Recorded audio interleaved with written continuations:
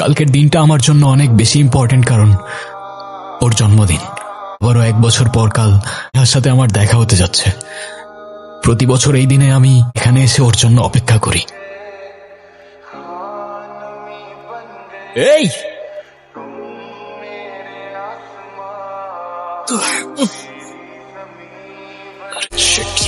Sir, ওরা আমার phone আর money bag চুরি করে পালাচ্ছে স্যার। তাই নাকি? তো চলেন থানায়, চলেন রিপোর্ট লিখাবেন। স্যার, থানায় যেতে হবে না, আমি ওদের ধরতে পারবো, আমাকে শুধু যেতে দেন ব্যাস। আরে আমরা থাকতে আপনি এত কষ্ট করবেন কেন? হ্যাঁ, আমরা তো আছি। তাহলে চলেন স্যার, ওরা চলে যাচ্ছে তো। আরে ঠিক আছে, এই জন্য তো বলছি থানায় চলেন, রিপোর্ট লিখাবেন। আমার ফোন লাগবে না, আমাকে শুধু যেতে দেন ব্যাস, তাহলেই চলবে। হ্যাঁ আপনার সমস্যা কি? হ্যাঁ, একবার বলেন ফোন চুরি হয়েছে, আরেকবার বলেন যেতে দিতে হবে। কি পাইছেন কি আপনি? স্যার, আমি চাইলেও এত কিছু আপনাকে এখন বুঝাইতে পারবো না, আমার এখানে থাকতে হবে স্যার, আমার থাকাটা অনেক ইম্পর্টেন্ট। স্যার আমাকে যাইতে দেন প্লিজ স্যার। এই মিয়া, বোঝো না তুমি আমাদের দিকে ঢিল মারবা আর আমরা তোমাকে এমনি এমনি ছেড়ে দেবো নাকি? আরে চল চল গাড়ি স্যার, আমি তো ইচ্ছা করেও মারি নাই। আরে আজব, আপনারা আমার কেউ কথা কেন শুনতেছেন না? আরে সমস্যা কি? আমি করছি কি? আমার ফল্টটা কি? আমি কি ইচ্ছা করে মারছি? আমার কোনো ফল্ট নাই এখানে, আমাকে কেন হাত করে পড়ে গেছে? চুপ চুপ কর, নাম বল। নাম কি? কি নাম? অনেক। স্যার আমাকে যেতে দেন না স্যার প্লিজ। আর অপরাধীরা পালিয়ে গেল, আপনি আমাকে আটকে রাখলেন। অপরাধীরা পালিয়ে গেল? তুই তো ওদেরকে তাড়া করতেছিলি, ওরা তোর ভয়ে পালা যাচ্ছিল, তাহলে তো অপরাধী তুই হলি নাকি? তা এখন বল ওরা কেন তোকে ভয় পাচ্ছিল? আরে স্যার, আমি আর কতবার বলবো, ওরা আমার ফোন ছিনতাই করে পালাচ্ছিল। উফ, পাগল হয়ে যাবো আমি স্যার। কালকের দিনটা আমার জন্য অনেক ইম্পর্টেন্ট স্যার। স্যার আমি আপনাকে এতবার রিকোয়েস্ট করতেছি, আমাকে যেতে দেন না স্যার প্লিজ। উফ, বারবার খালি ইম্পর্টেন্ট ইম্পর্টেন্ট। এই তুই কে রে ভাই? হ্যাঁ স্যার, আমি অনেক, আমি ইম্পর্টেন্ট কোনো মানুষ না, কিন্তু কালকের দিনটা আমার জন্য অনেক ইম্পর্টেন্ট। কালকে আমার স্নেহার সাথে দেখা করতে হবে স্যার। আমি স্নেহার সাথে দেখা করে নিই, তারপর আপনি দরকার হয় আমাকে সারা জীবনের জন্য জেলে রেখে দেন স্যার, আমার কোনো প্রবলেম নেই। লাভ স্টোরি নাকি রে? আরে আমারও তো লাভ ম্যারেজ হয়েছে। লাভ স্টোরি বলা শুরু কর। আগে তুই আমাকে তোর লাভ স্টোরিটা বল, শুনে যদি আমার মনে হয় তোর লাভ স্টোরিতে দম আছে, তাহলে তোকে কথা দিচ্ছি, যা তোকে আমি ছেড়ে দেবো, প্রমিস।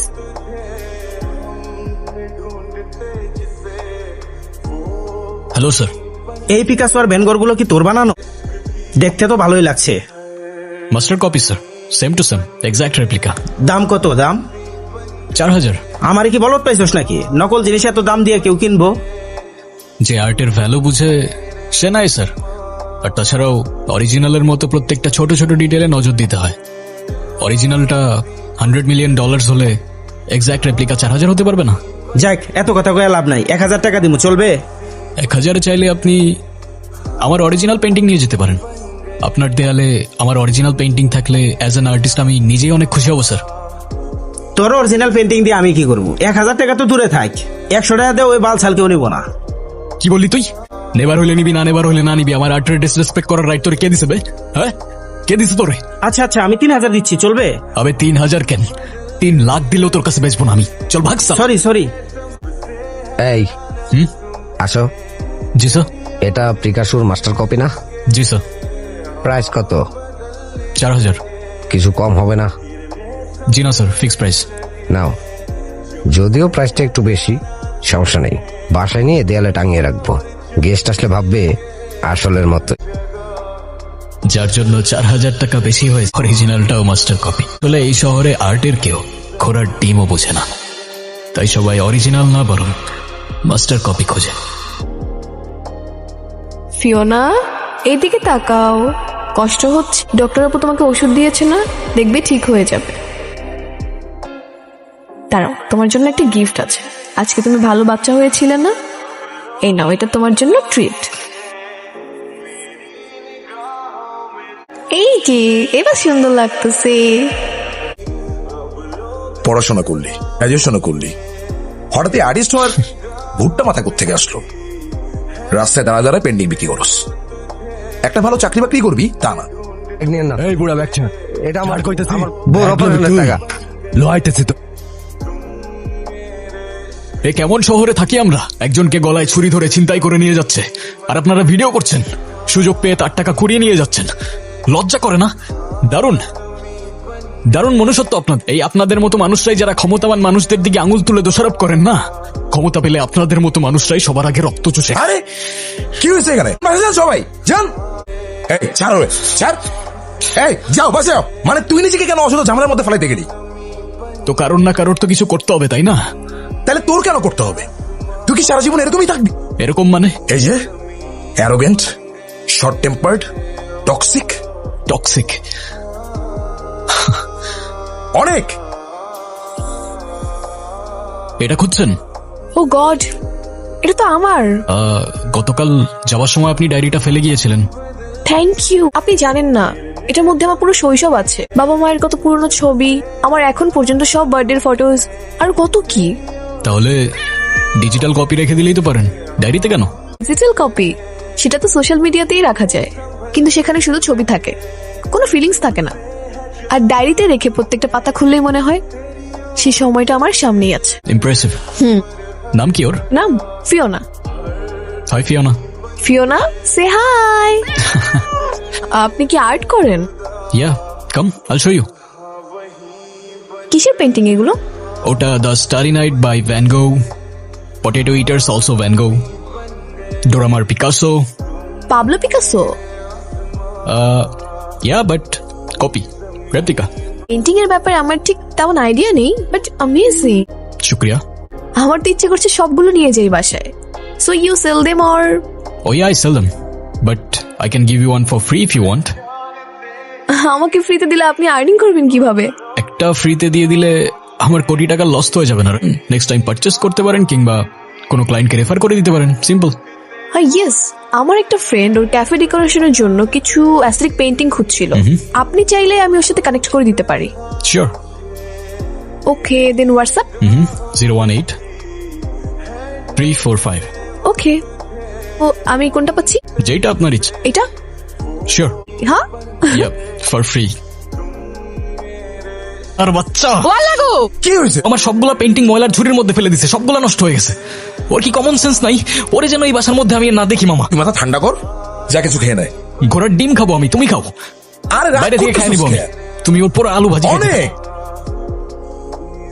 আমি তো লোকেশনে চলে আসছি, রেস্টুরেন্ট খুঁজে পাচ্ছি ওইদিকে।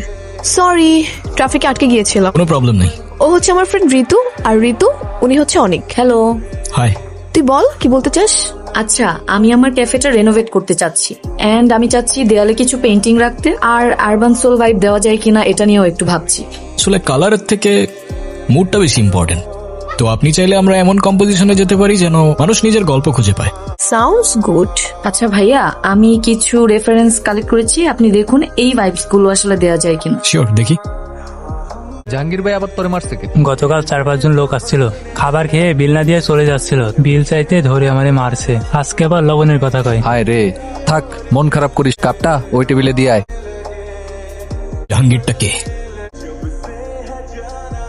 কে রে তুই?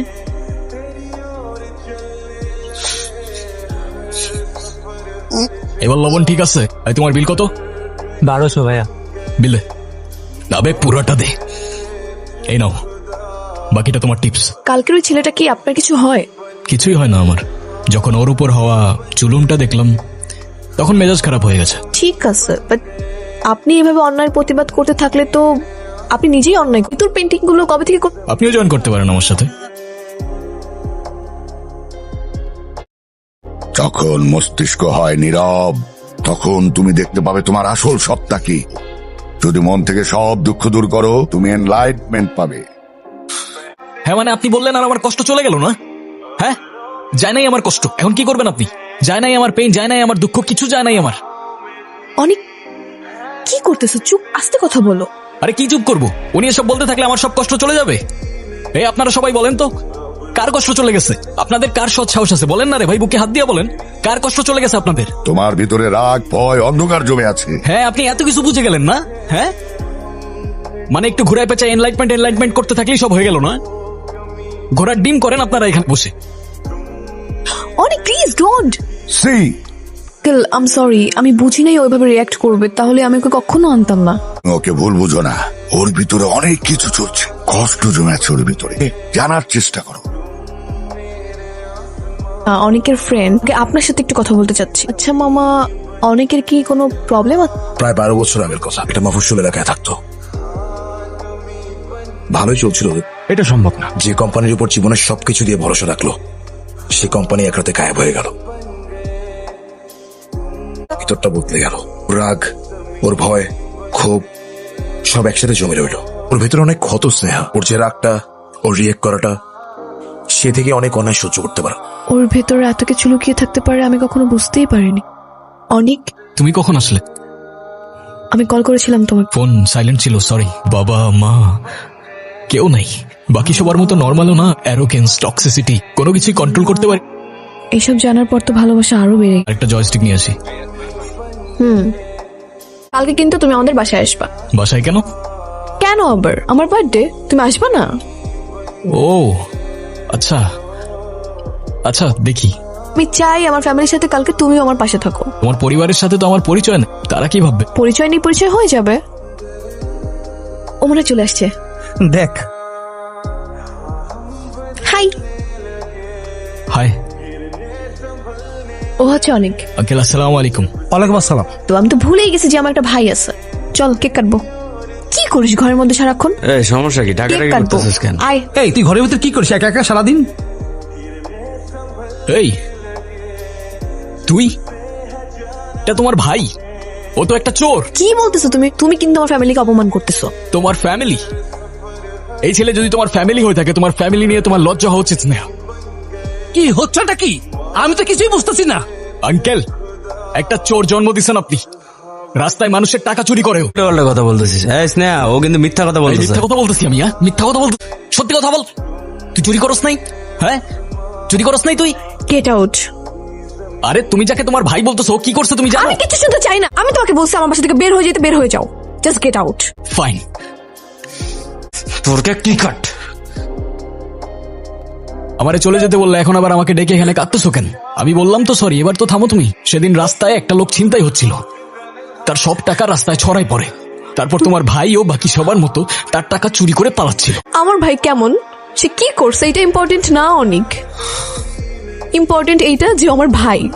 আমি ভেবেছিলাম আজকে তোমাকে আমার বাবা মার সঙ্গে পরিচয় করে দিব, এরপর আমাদের কথাটা বলবো। আরে সেটা তুমি আগে বলবা না আমাকে? আগে বললে কি হইতো? আরে আরেকটা আবার চান্স তো দাও অ্যাটলিস্ট। দিলাম তোমাকে চান্স। 1 বছর আমি অস্ট্রেলিয়া চলে যাব বড় আপুর কাছে। এই 1 বছরে আমি তোমাকে না করব ফোন না মেসেজ। যদি তুমি এই 1 বছরে নিজেকে চেঞ্জ করতে পারো, তুমি আমার সাথে এই জায়গাতে দেখা করবা। সব ডিসিশন কখন নিছো তুমি? আমাকে একবার জানাবে না তুমি?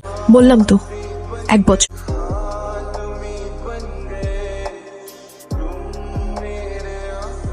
কিছু অপেক্ষা হয়তো মানুষকে নতুন করে বাঁচতে শেখায়, ভাবতে শেখায়, নিজেকে চিনতে শেখায়। এরপর তো স্যার 1 বছর চলে গেছে, আজকেই সেই দিন।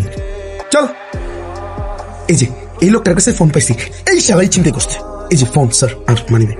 লিস্টে স্নেহার নাম আছে, আমি কল দিচ্ছি। হ্যাঁ স্নেহা। হ্যালো অনেক। না, আমি থানা থেকে এসআই মনিরুল বলতেছি। আপনি? দাঁড়ান স্যার, আমি ওর মামা। এটা স্নেহার নাম না, ওকে কিছু বলার দরকার নেই স্যার। আমি আসতেছি এখনই স্যার। আমি এসে আপনাকে সবকিছু বুঝিয়ে বলতেছি। স্নেহা ঠিক আছে। কি বলো স্নেহা স্যার? দেখা করবে তোমার সাথে, আসবে ও। কই অনেক?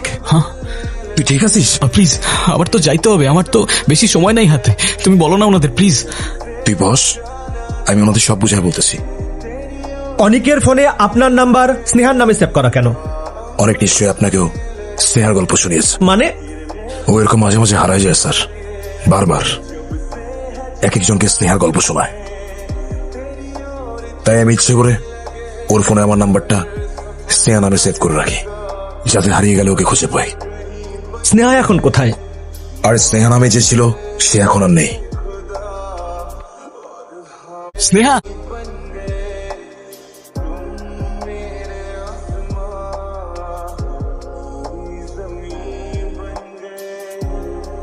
অনেকের কাছে মনে হয় স্নেহা এখনো বেঁচে আছে। এই দিনে ওই সময়টা স্নেহার সাথে দেখা করতে আসবে। মানে অনেক এখনো ওর জন্য অপেক্ষা করে? জি স্যার, প্রতি বছর একদিন আগে এসে সেই জায়গাটায় বসে থাকেও, নিজে চোখে দেখবেন। তারপরও ঘড়ি দেখ, তারপরও দেখতে পাবে স্নেহা ওর সাথে দেখা করতে আসছে। কান্না কইরো না প্লিজ। কেন চলে গেল? আমি ভালোবাসি তোমায়, আর এই কথাটা আমার তোমাকে 1000 বার বলা উচিত ছিল। কিছু অপেক্ষা হয়তো মানুষকে নতুন করে বাঁচতে শেখায়, ভাবতে শেখায়, নিজেকে চিনতে শেখায়।